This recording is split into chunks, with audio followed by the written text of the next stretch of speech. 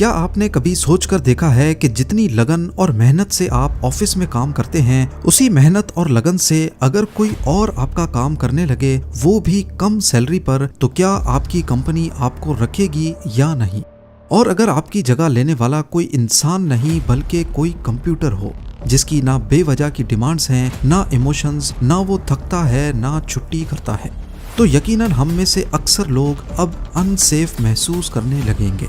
पर ये कोई मन घड़त ख्याल नहीं, बल्कि वो वक्त असल में आ चुका है। और ये कहना है जेफरी हिंटन का, जिन्हें एआई के गॉड फादर का लक़ब भी मिल चुका है। आर्टिफिशियल इंटेलिजेंस या फिर एआई को पिछले कुछ सालों से मेन स्ट्रीम मीडिया पर बेशक बहुत शोहरत मिल रही है, लेकिन इसका असल आइडिया कई दहाइयों पुराना है। सबसे पहले 1950s में साइंटिस्ट ने ऐसी मशीन बनाने का सोचना शुरू किया जो इंसानों की तरह सोच सके। पर मसला ये था कि ये कैसे पता चले कि मशीन वाकई इंसान की तरह सोचने लगी है। फेमस मैथमेटिशियन और कंप्यूटर साइंटिस्ट एलन टर्निंग ने 1950 में टर्निंग टेस्ट प्रपोज किया था। इस टेस्ट का मकसद था कि अगर इंसान और कंप्यूटर के जवाब में कोई तीसरा इंसान फर्क ना कर सके, तो इसका मतलब है कि मशीन ने टर्निंग टेस्ट पास कर लिया है। तब से लेकर इस आर्टिफिशियल इंटेलिजेंस पे काम होता रहा, लेकिन अगली कई दहाइयों तक टर्निंग टेस्ट कभी पास ना हो सका। लेकिन फिर 2014 में आखिरकार टर्निंग टेस्ट पहली बार एक चैट बॉट ने पास किया। रॉयल सोसाइटी लंदन में होने वाला ये टेस्ट जजेस के सामने हुआ। इन जजेस का सामना एक चैट प्लेटफॉर्म पर 13 साला यूक्रेनियन लड़के से करवाया गया। कई सवालात करने के बाद 30 में से 20 जजेस ने कहा कि ये वाकई इंसान है, जबकि असल में वो यूजिन गूस्टमैन नामी एक एआई चैट बॉट था।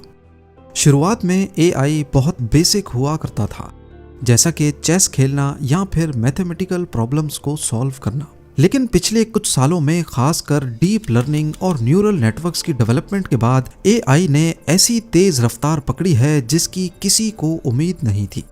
और इस तेजी को परवान चढ़ाने वालों में से एक अहम नाम है जेफरी हिंटन, जिनको एआई का गॉड फादर भी कहा जाता है।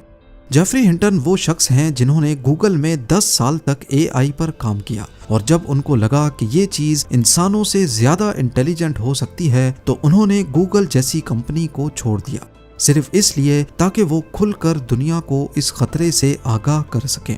जेफरी हिंटन ने आर्टिफिशियल इंटेलिजेंस, खासकर न्यूरल नेटवर्क्स और डीप लर्निंग के फील्ड में ऐसे काम किए हैं जो आज के मॉडर्न एआई मॉडल्स की बुनियाद बन चुके हैं। Back propagation algorithm, neural networks और डीप लर्निंग के साथ साथ हिंटन कई मशहूर एआई साइंटिस्ट के मेंटर भी रह चुके हैं, जिसमें मेटा के चीफ एआई साइंटिस्ट येन लुकोन और योशुआ बेंगियो भी शामिल हैं। इन तीनों ने मिलकर 2018 में टर्निंग अवार्ड भी जीता, और इसी वजह से इनको God father of deep learning कहा जाता है। जेफरी हिंटन का सीधा कहना है कि इंटेलिजेंस में इंसान अब दूसरे नंबर पर आ चुके हैं, क्योंकि पहला नंबर एआई ने हड़प लिया है।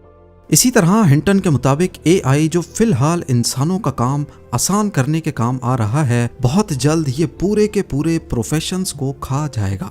हिंटन ने एक इंटरव्यू में उन जॉब्स की लिस्ट बताई है जिन्हें एआई इतनी आसानी से टेक ओवर नहीं कर पाएगा।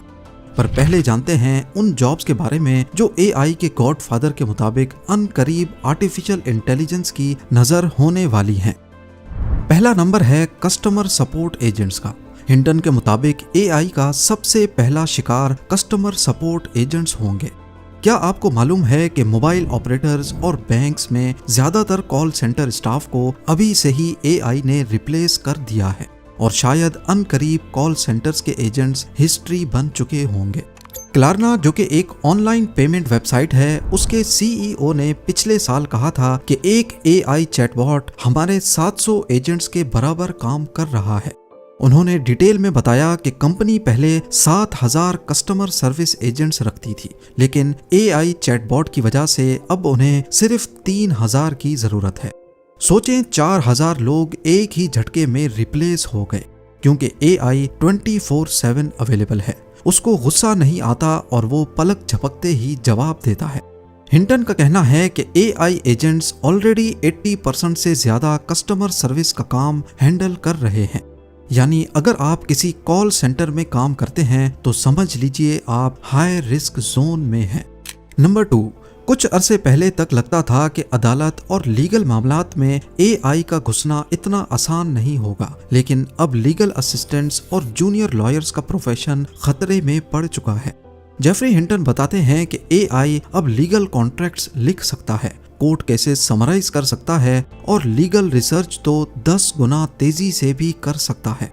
हार्वी एआई और GPT-4 जैसे टूल्स आज ग्लोबल लॉ फर्म्स में इस्तेमाल हो रहे हैं। जहां एक जूनियर लॉयर को केस हिस्ट्री लाइनअप में 3 दिन लगते थे, वहीं एआई यही काम 30 सेकंड्स में कर देता है, वो भी तमाम रेफरेंसेस और पास्ट में हुए फैसलों को नजर में रखते हुए।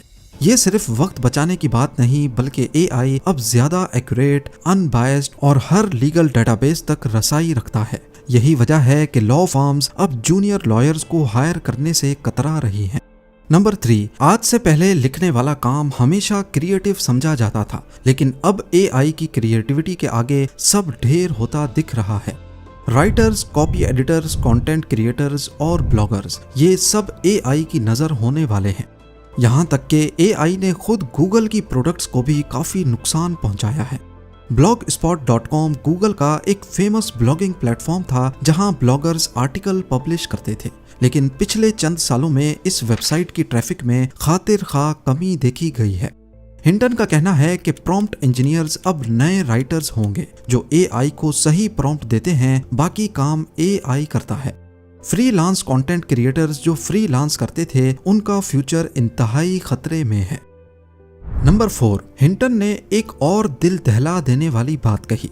नए ग्रेजुएट्स को जॉब नहीं मिल रही, इसलिए नहीं कि वो टैलेंटेड नहीं है, बल्कि अब एआई ऑलरेडी वही काम कर रहा है। वो रोल्स जो पहले फ्रेशर्स के लिए रिजर्व थे, जैसे data entry, customer onboarding, email replies या डॉक्यूमेंट वेरिफिकेशन, वो सब एआई के बॉट्स हैंडल कर रहे हैं। ये एक साइलेंट क्राइसिस है जिसका कोई ओपन सॉल्यूशन नहीं। डिग्री लेना आसान है, लेकिन जॉब मिलना मुश्किल होता जा रहा है। 5वां प्रोफेशन है सॉफ्टवेयर डेवलपर्स। एक वक्त में ये कैरियर फ्यूचर प्रूफ माना जाता था, लेकिन हिंटन कहते हैं कि एआई अब सॉफ्टवेयर भी डेवलप कर रहा है।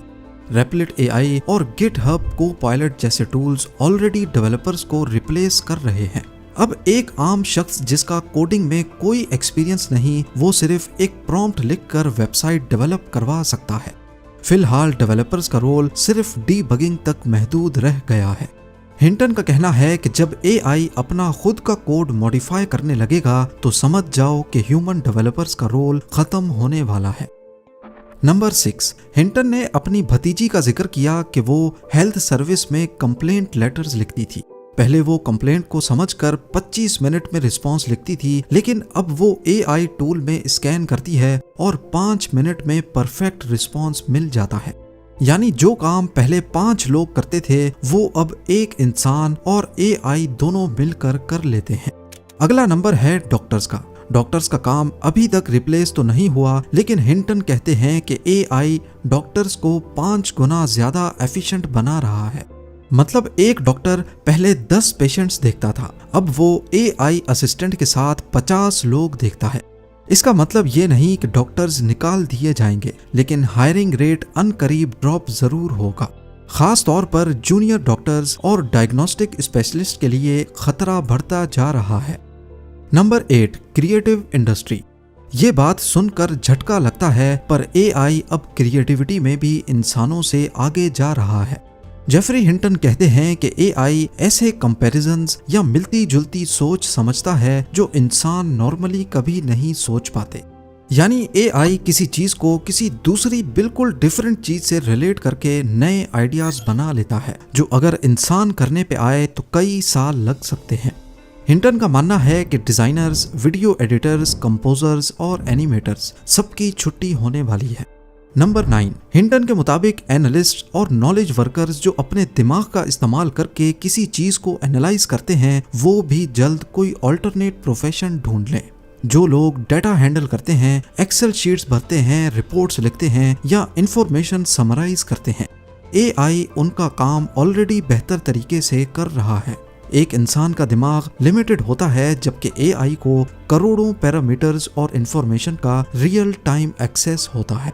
अब डाटा एनालिस्ट या रिसर्च असिस्टेंट की जॉब सिर्फ तब तक सेफ है जब तक एआई उनका काम समझ नहीं जाता। और आखिर में हिंटन का कहना है कि जो जॉब्स एआई की वजह से क्रिएट हो रही हैं उनका भी फ्यूचर काफी कमजोर है, जैसा कि प्रॉम्प्ट इंजीनियर्स। यानी फिलहाल वो लोग जो एआई को कमांड देते हैं उनकी डिमांड दिन ब दिन बढ़ती जा रही है।